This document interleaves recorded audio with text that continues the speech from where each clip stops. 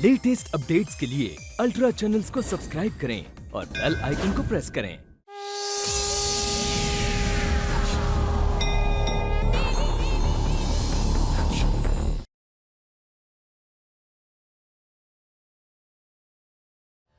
मेरे 2 अंश क्या नष्ट कर दिए। तुम्हें क्या लगता है शुक्र कमजोर पड़ गया देवी? सिर्फ मेरी शक्तियां कम हुई। मेरा साहस, मेरे इरादों में कोई दरार नहीं पड़ी। 42 दिन और है मेरे पास, इससे पहले कि देवों को उनकी शक्तियां वापस मिल जाए। देवलोक के एकमात्र स्तंभ को ही मैं चूर चूर कर दूंगा। देवी, फिर उसके लिए चाहे मेरा एक और अंश नष्ट क्यों ना हो जाए, मुझे अंश नहीं, देवों का विध्वंस चाहिए। ऐसे महाकार्य के लिए छोटा सा एक त्याग तो करना पड़ेगा ना देवी।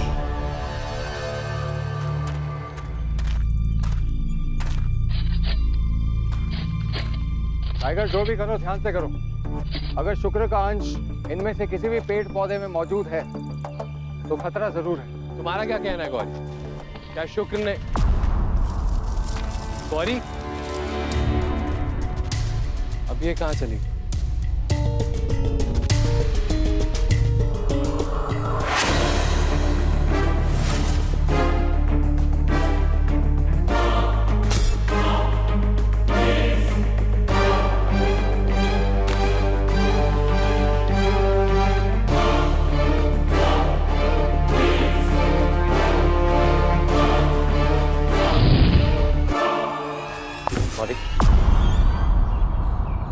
क्या सोच रही हो?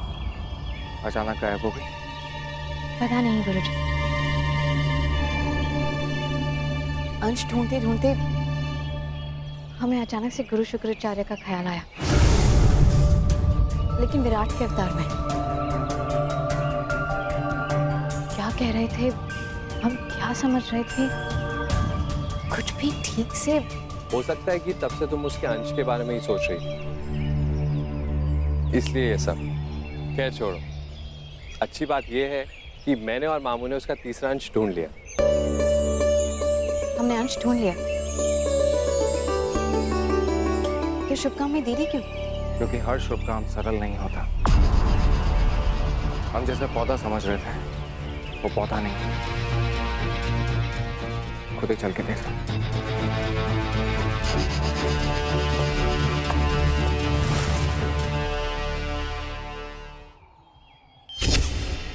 गुरुजी, ये तो एक पेड़।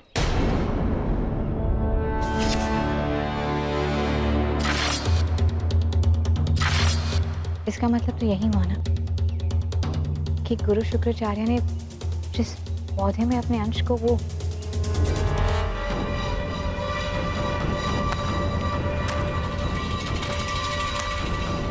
रुको गौरी, बिना कुछ जाने इसके आसपास जाना खतरे से खाली नहीं होगा। चुनौती को अगर मात देनी है तो उसका सामना तो करना ही पड़ेगा ना।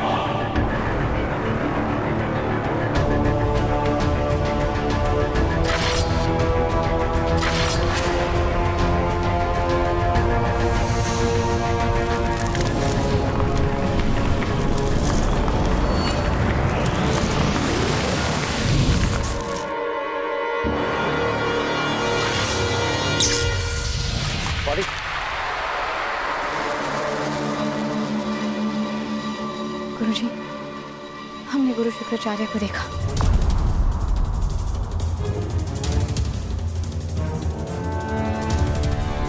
वो कुछ मंत्र पढ़ रहे थे। देखते ही देखते ये पौधा इतना बड़ा पेड़। इसका मतलब शुक्र ने काले जादू का प्रयोग किया है। दूर हटो। इसका तोड़ ढूंढने से पहले इसके आसपास भटकना ठीक नहीं होगा।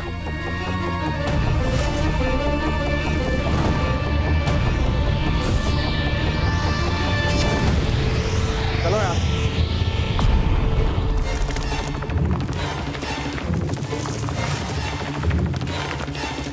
गुरुजी,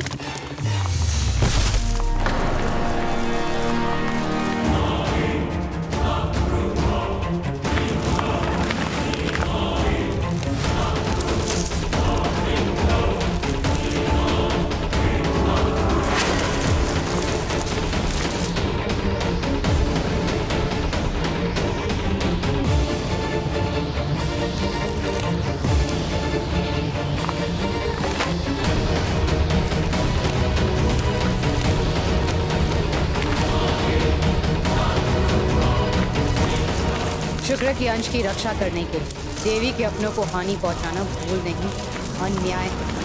और अन्याय का अंत करने आई हूं मैं।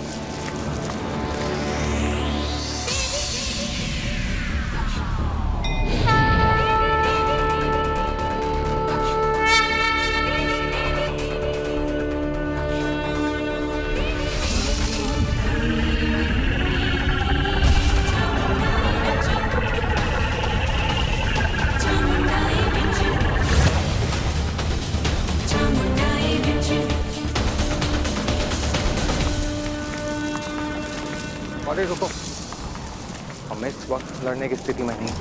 चलो यहाँ से, चलो।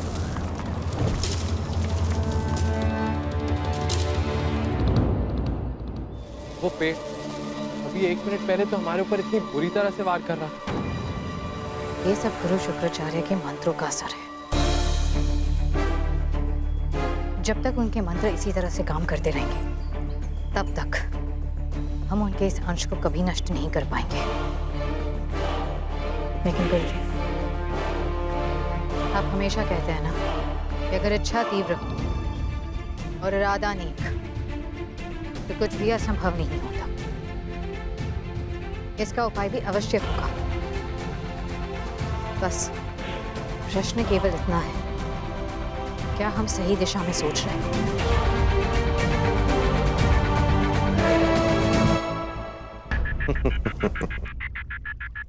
जानता था मैं, फिर तीसरे अंश तक पहुंचने के लिए तुम जमीन आसमान एक कर दो। तभी तो तुम्हें क्षितिज तक पहुंचने ही नहीं दिया। जो चाहिए था उसे बड़ी आसानी से तुम्हारे सामने रख दिया। अब उस पेड़ की गुत्थी सुलझाने में तुम इतनी डूब जाओगी कि खुद के सूर्यास्त को रोक नहीं पाओगी।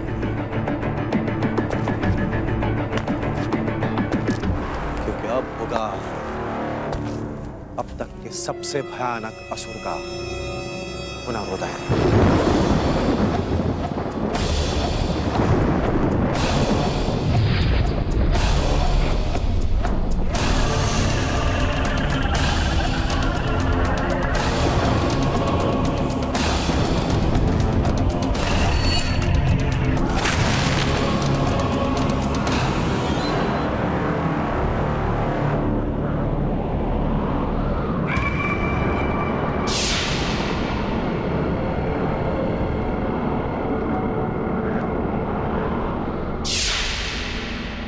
शुक्र प्रणाम। अति बलशाली, अति बुद्धिशाली, असुरों के असुर, अति ज्ञानी। जानते हो तुम्हें इस कलयुग में मैंने पुनर्जीवित क्यों किया? सिर्फ इसलिए नहीं क्योंकि तुम पुत्र हो इतिहास के सबसे महापराक्रमी असुर के, लंकापति रावण, बल्कि इसलिए क्योंकि तीनों लोक में एक तुम ही तो हो इसका तीर कभी निशाना नहीं चूकता। तुम पर निशाना साधना हर शस्त्र के लिए व्यर्थ है। इसीलिए एक मौका दे रहा हूं तुम्हें। उस युग में जो अधूरा रह गया था उसे इस युग में पूरा करो। देवी,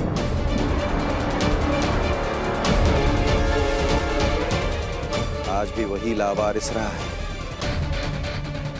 हट जाने दो उस ज्वालामुखी को। तहस नहस कर दो उस देवी को। तुम्हारे सारे परिवार का नाश किया था देवी ने, याद है? तुम्हारे कुंभकर्ण चाचा के साथ क्या किया था? यदि आप मेरी भक्ति से सचमुच प्रसन्न हुए ब्रह्मदेव, तो मुझे बस एक ही वरदान दीजिए, मुझे निद्रासन दीजिए। तथास्तु।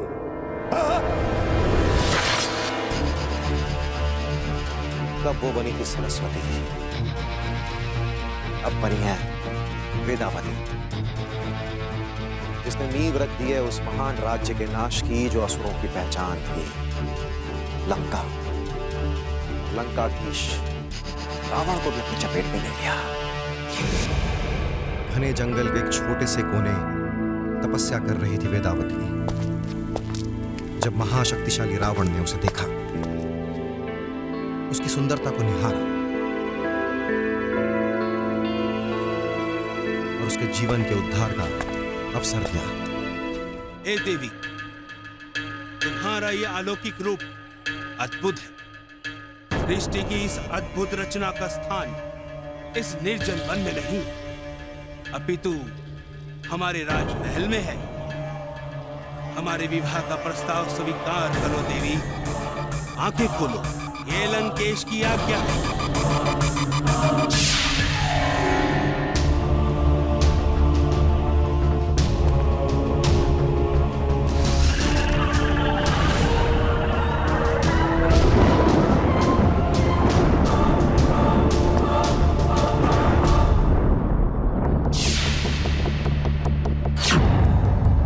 देवी, तुम्हारा ये अलौकिक रूप सचमुच अद्भुत है। तुम्हारे इस सुंदर रूप ने लंकापति रावण का मन मोह लिया है। मैं आपसे विवाह करूंगा।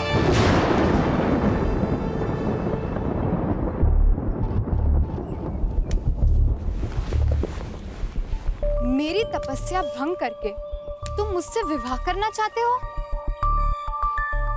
कभी नहीं। मेरा असली सौंदर्य ये रूप में मेरी साधना है, और इस साधना में केवल भगवान विष्णु का वास है। विष्णु? उस विष्णु को जिसने आज तक तुम्हारी बरसों की तपस्या के पश्चात दर्शन नहीं दिए, उस विष्णु की दासी बनना क्या महाराज लंकेश की रानी बनने से अधिक प्रिय है? बहुत हुआ।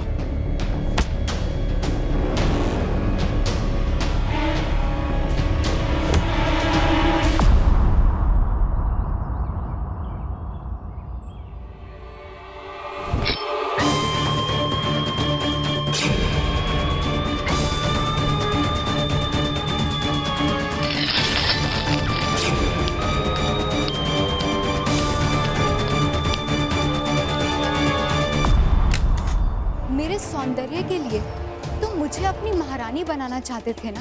लो, अब ये सौंदर्य अधूरा है, और जो अधूरा है उसका कोई मोल नहीं, और जिसका मोल नहीं उसका इस संसार में कोई स्थान नहीं। उसके भाग्य में केवल नाश लिखा है, और ये नाश अधूरा नहीं है रावण, ये पूरा होगा तेरे नाश से। मैं पुनर्जन्म लूंगी, और उस जन्म का उद्देश्य होगा केवल एक, लंकाधीश का विनाश।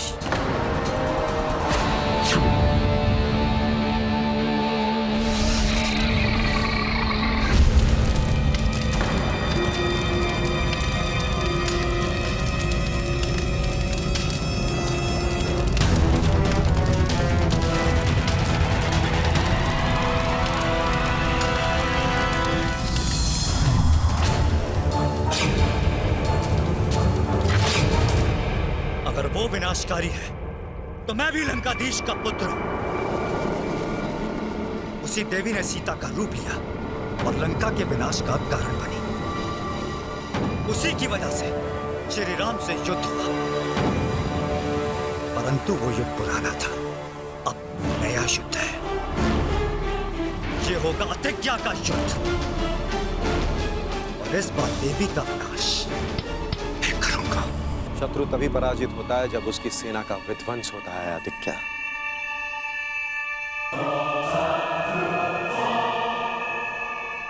इसीलिए देवी से पहले उसके भक्तों का नाश करो,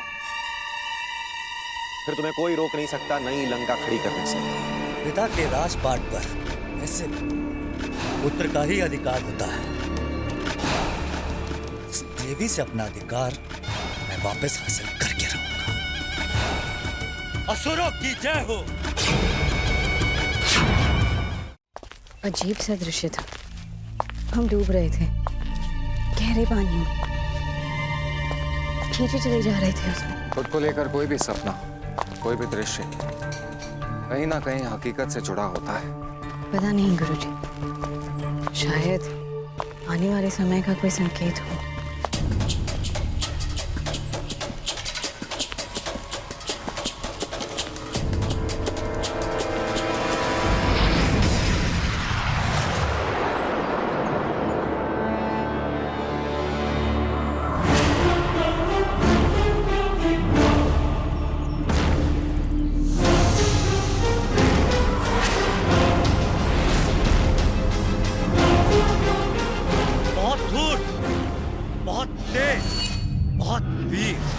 बिल्कुल जैसा गुरु शुक्राचार्य ने कहा था। लेकिन मैं भी युद्ध करने से पहले अपने शत्रु को देख लेता हूं कि वह युद्ध करने के लायक है या नहीं। और आप तो साहस की भी देवी हैं। बधाई।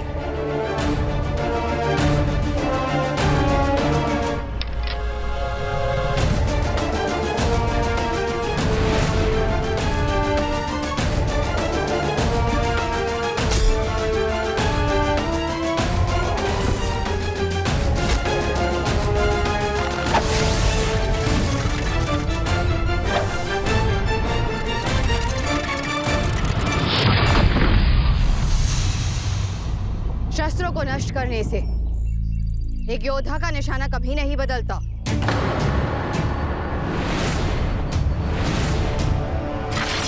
जो आज्ञा पिताजी, मैं वादा करता हूं कि मैं आपको निराश नहीं करूंगा। तथास्तु।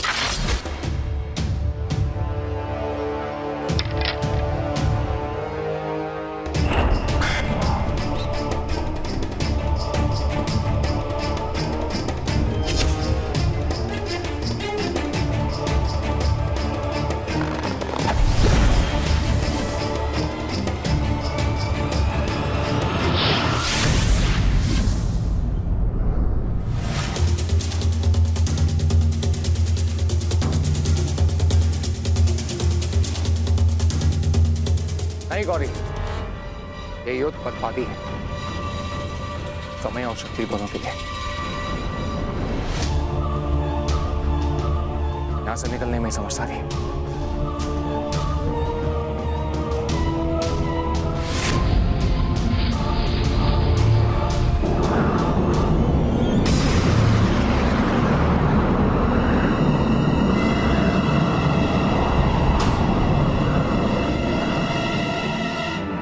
इसे कहते हैं कलयुग। रणचंडी भी रणछोड़ बन जाती है। लेकिन मुझे अधूरा युद्ध पता नहीं। मैं युद्ध पूरा करूंगा देवी, और वो भी तुम्हारे नाश के साथ। तुम्हारी रणनीति ही नहीं, तुम्हारी दुखती रख भी जानता हूं देवी। इसलिए तुम नहीं तो तुम्हारे भक्त ही सही इतना उत्पात मचाऊंगा कि तुम्हारे बेचारे बेसहाय भक्तों का पृथ्वी पर जीवन नर्क बन जाए। और तुम देवी कुछ नहीं कर पाओगी, कुछ नहीं कर पाओगी। देवी चाहिए ना तुम्हें, तो देवी अवश्य मिलेगी, और देवी का दंड भी। जो उसके भक्तों को हानि पहुंचाने का सोचता है उसे हम। शांत हो जाओ गौरी, अभी नहीं। ये वो असुर है जिसका अंत करने के लिए तो देवी भी तैयार नहीं है। तुम जानते हो कौन है? खुद रावण पुत्र अब देख क्या?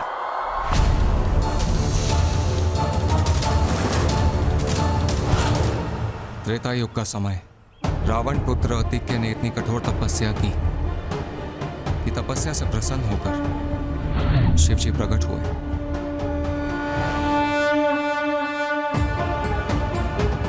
उसे दिव्य कवच प्रदान किया, वो कवच जो हर समय उसकी रक्षा करे लेकिन दिखाई न दे, वो कवच जिसके आगे ना जोर चले ना तीर।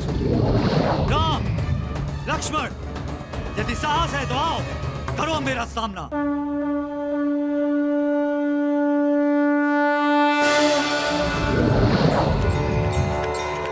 जब उसे कोई रोक ना पाया तो भगवान लक्ष्मण ने ब्रह्मास्त्र उठाया। वो एकमात्र शस्त्र, सर्वशक्तिशाली, सर्वनाशकारी और अतिक्य को मार गिरा। अगर ब्रह्मास्त्र ही वो शस्त्र है जिससे अतिक्य का अंत हो सकता है, तो हमें ब्रह्मास्त्र चाहिए। लेकिन गौरी, क्षमा करना देवी, ब्रह्मास्त्र को प्राप्त करना इतना आसान नहीं है। नाश के सबसे शक्तिशाली शास्त्र खुद ब्रह्मदेव ने बनाए थे, इसलिए इसे दे भी वही सकते हैं। परंतु महाकाल के 90 दिनों में विश्व के रचयिता भी विवश है। अगर ब्रह्मास्त्र का उपयोग उचित समय पर नहीं किया गया तो ये तो उसकी शक्ति का अपमान है। कोई ना कोई उपाय तो जरूर संभव होगा। देवी का आदेश हो तो उपाय अपने आप सामने आ जाता है। संसार में 2 लोग हैं जो ब्रह्मास्त्र को प्राप्त करने के तरीके जानते हैं। वो उस युग में भी थे जब ब्रह्मास्त्र का उपयोग पहली बार हुआ था, और इस युग में भी जब उसके दुरुपयोग करने के खतरे हैं। मतलब कि परशुराम और अश्वत्थामा चिरंजीवी, जिनके भाग्य में काल का अंत देखना लिखा है, लेकिन वो रहते कहाँ हैं? वही जहां सदियों से रहते आए। परशुराम जी हिमालय की बर्फीली पहाड़ियों में, और अश्वत्थामा एक छोटी सी कुटिया नदी के पास। परंतु जो लोग जिंदगी के मुंह से उठ चुके हो, ब्रह्मास्त्र के लिए उन्हें मनाना इतना आसान नहीं होगा। देवर्षि, हमें पूरा विश्वास है कि वो हमारी मदद जरूर करेंगे। गुरुजी, एक काम करते हैं, मैं और टाइगर महर्षि अश्वत्थामा के पास जाते हैं। आप और देवर्षि नारद श्री परशुराम से विनती कीजिए। अब आज्ञा दें।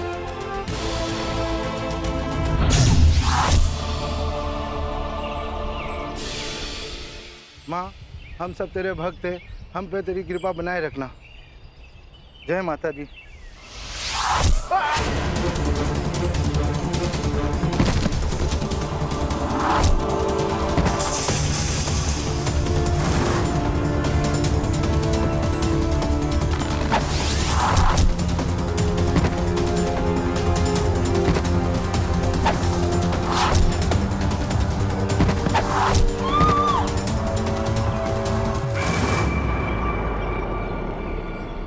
जब भक्ति नहीं रहेंगे तो देवी की क्या जरूरत?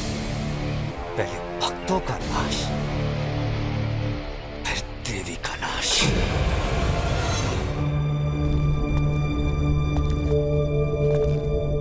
हम लोग पहुंच तो गए हैं यहाँ पर, लेकिन इतनी बर्फ में उन्हें ढूंढेंगे कैसे? हमारी आवाज उन तक पहुंच तो जाएगी ना? मैं उन्हें पुकारने की कोशिश करता हूँ गुरुजी। परशुराम जी, हमें दर्शन दीजिए। परशुराम जी, परशुराम जी, हमें दर्शन दीजिए। परशुराम जी, परशुराम जी, हमें दर्शन दीजिए। परशुराम जी,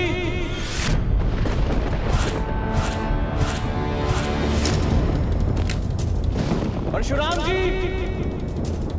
हमारी शांति भंग करने का दुस्साहस किसने किया? क्षमा कीजिए भगवान, क्षमा कीजिए। जो करे आपके ध्यान को भंग करने की भूल, वो निश्चित आपके चरणों की धूल। क्षमा, इस प्रकार की क्षमा युगों पहले केवल श्री राम ने मेरा धनुष भंग करने पर मांगी थी। पुत्र, कौन हो तुम?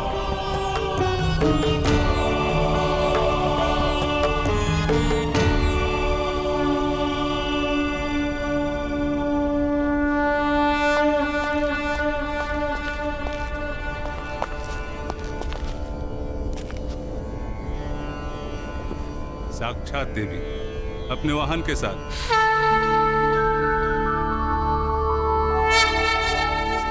इस कलयुग में भी आपने मुझे धन्य कर दिया। प्रणाम देवी। इस आदर के लिए आपका खूब खूब धन्यवाद महर्षि अश्वत्थामा। लेकिन जानने की जिज्ञासा हो रही थी कि अगर हम अपने मानवीय रूप में आपके सामने आए हैं तो फिर आखिर आपने कैसे हमें? जिसके भाग्य में मृत्यु ही ना हो वो समय से समय बन जाता है। अतीत, वर्तमान, भविष्य सब एक जैसा लगने लगता है। आश्चर्य के लिए कोई जगह ही नहीं। बताइए, मैं आपकी क्या सेवा कर सकता हूँ? रावण पुत्र अतिक्य, उसका पुनर्जन्म हुआ है। बहुत आतंक मचा रहा है। निर्दोष, बेसहारा, लाचार मानवों को बहुत पीड़ा दे रहा है। महर्षि, हमें ब्रह्मास्त्र प्रदान करें। केवल एक यही मार्ग है उसे रोकने का। मैं मार्ग तो दिखा सकता हूँ, लेकिन मार्ग पर चलना सिखा नहीं सकता। मेरे पिता द्रोणाचार्य ने अर्जुन को वचन दिया था कि इस दुनिया में सबसे बड़ा धनुर्धारी है। इसलिए ब्रह्मास्त्र चलाने का ज्ञान उन्होंने केवल अर्जुन को दिया था, अपने पुत्र को भी नहीं। मैं इसे प्राप्त करने का मार्ग आपको बता सकता हूं, लेकिन चलाने का ज्ञान मुझे भी नहीं। लेकिन अगर इसे चलाना ही नहीं आया तो इसका फायदा क्या? नहीं टाइगर, सीखने की मंशा होनी चाहिए। मार्ग तो अपने आप निकल आता है। महर्षि, आप हमें इसे केवल प्राप्त करने का मार्ग बताएं। आप आंखें बंद कीजिए।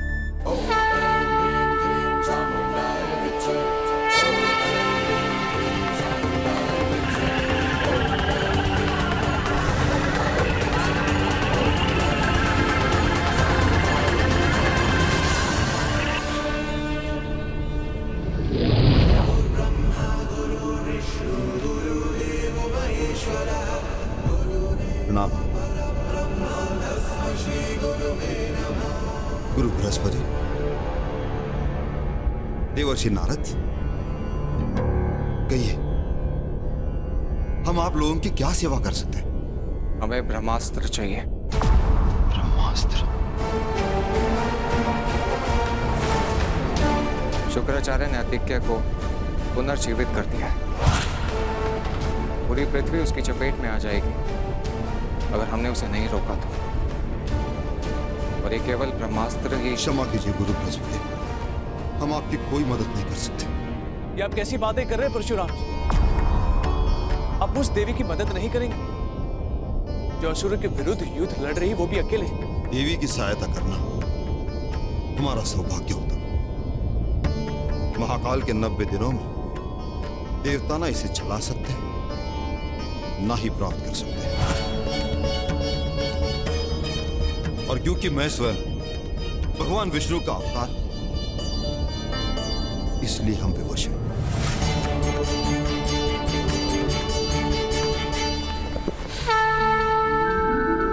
आपने हमें ब्रह्मास्त्र को प्राप्त करने का मार्ग बताकर सिर्फ हम पर ही बल्कि पूरी मानव जाति पर उपकार किया। आपका कोटि कोटि कोटि धन्यवाद। अब हमें आज्ञा दें। केवल इतना जान ले देवी, ब्रह्मास्त्र केवल विजय का शस्त्र नहीं, विनाश का भी शस्त्र है। शत्रु का ही नहीं, सृष्टि का भी विनाश हो जाता है। इसका उपयोग जहां होगा वहां की जमीन बंजर हो जाएगी। वहां 12 साल तक कुछ नहीं होगा, अकाल पड़ जाएगा। ब्रह्मास्त्र से केवल अंत हो सकता है, नई शुरुआत नहीं। देवी, आप जल्दी जाइए, मुझे संकट का आभास हो रहा है। चलो टाइगर।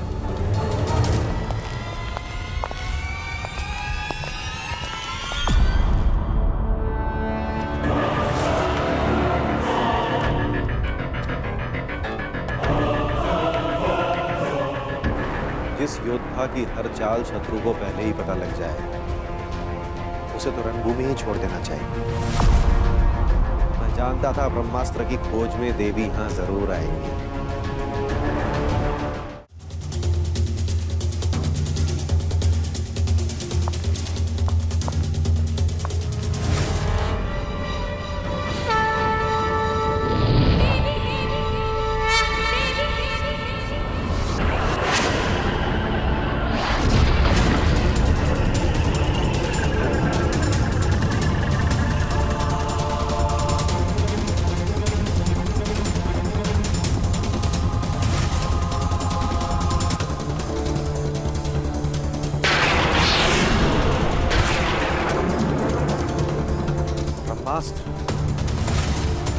लेकिन मेरा नाश करने की सोचो उससे पहले एक नजर अपने आसपास तो डालो।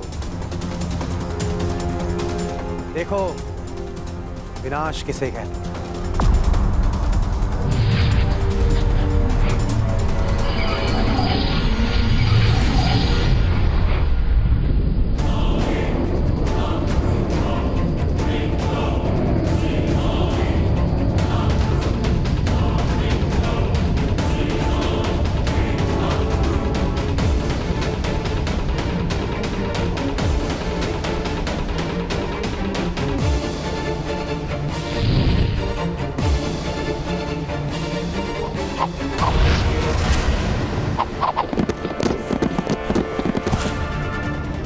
जाओ देवी, लोगों को तुम्हारी जरूरत है। नहीं जाएगा, तुम्हें इस अवस्था में छोड़कर बिल्कुल भी नहीं। मेरी चिंता छोड़ो देवी, उन लोगों के बारे में सोचो, अपने भक्तों के बारे में सोचो जो तुम्हारे बिना कुछ नहीं। लेकिन टाइगर, जाओ देवी।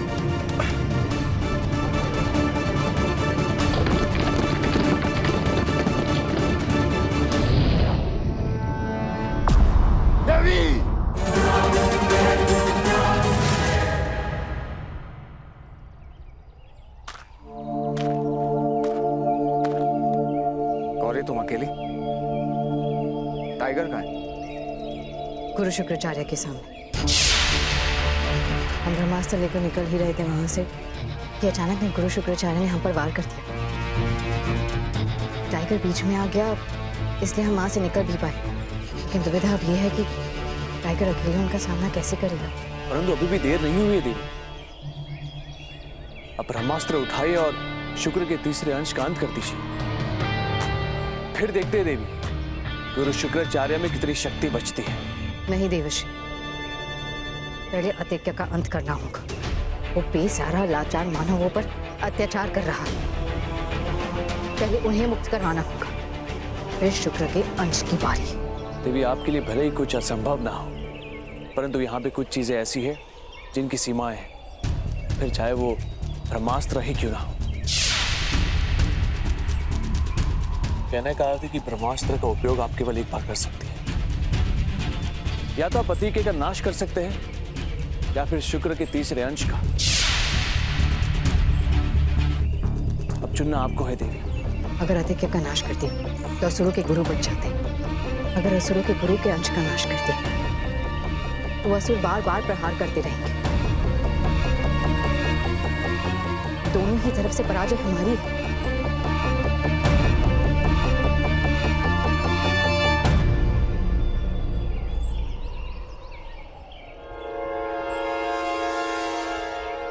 इतना आसान भी नहीं है गुरु शुक्राचार्य। हम अच्छी तरह से जानते हैं कि समुद्र मंथन को जीतने के लिए विष तो पीना ही पड़ता है।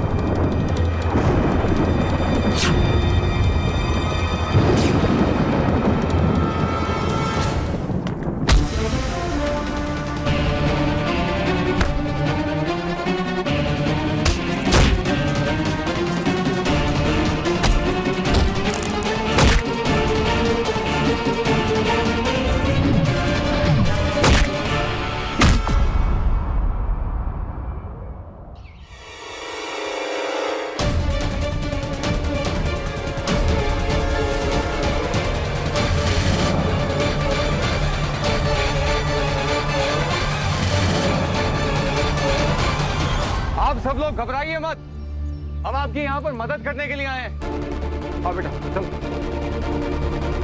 देखिए जो कुछ भी आपने देख लिया है, इससे पहले कि और कोई नुकसान हो, चलिए हमारे साथ।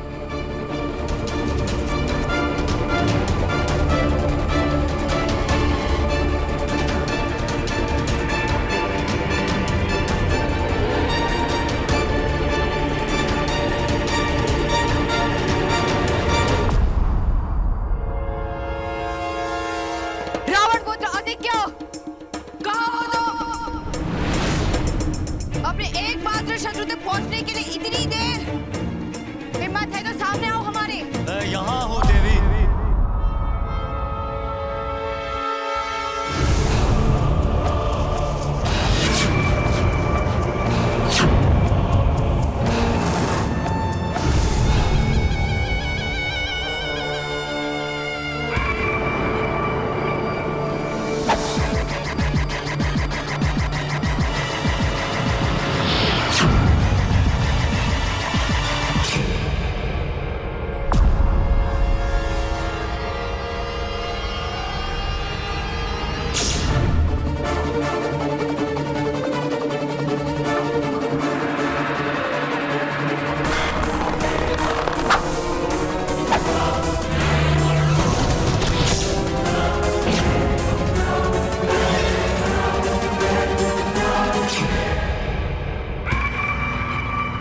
ब्रह्मास्त्र का उपयोग आप केवल एक बार कर सकते हैं। या तो आप अतिके का नाश कर सकते हैं, या फिर शुक्र के तीसरे अंश का। अब चुनना आपको है देवी।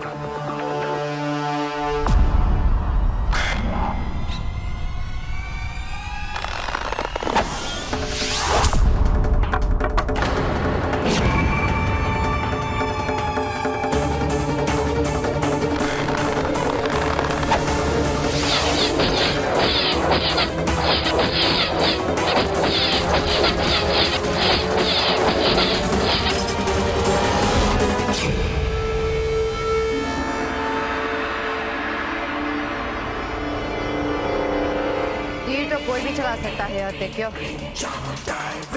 लेकिन इशारा साथ नहीं गिरी, बल के साथ साथ बुद्धि की भी आवश्यकता होती है।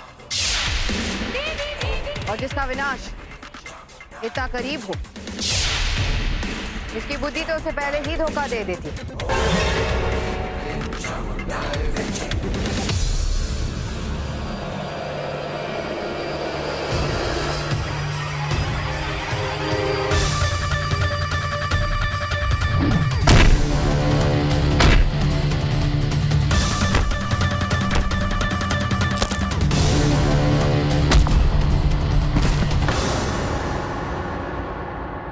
तुम तक हो गए और जो भी छटपटाए हार तो मैं ही करूंगा।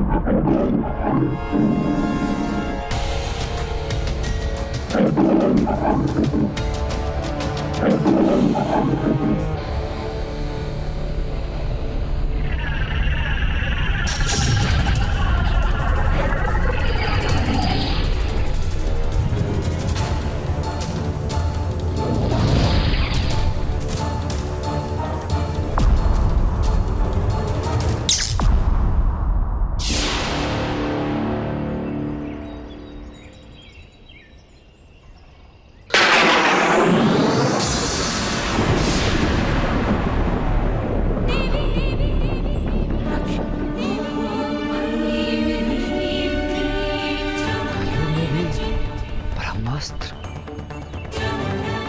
असुरों के विरुद्ध सबसे बड़ा शस्त्र। असुर युग में कैसे प्राप्त हुआ?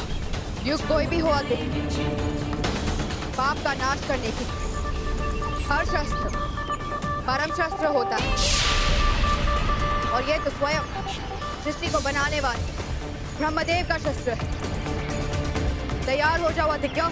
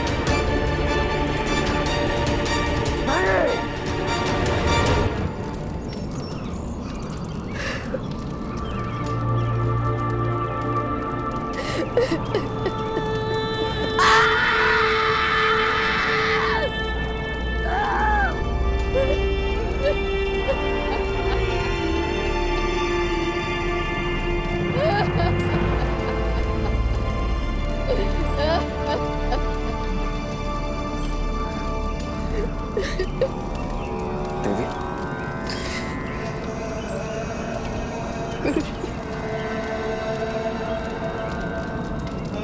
ये सारी सृष्टि, पेड़ पौधे पत्ते, सारा जीवन सब कुछ ऐसे हो गया। अगले 12 वर्ष तक यही अवस्था। संसार की रक्षा हेतु हमने पृथ्वी की कोख सूखी कर दी।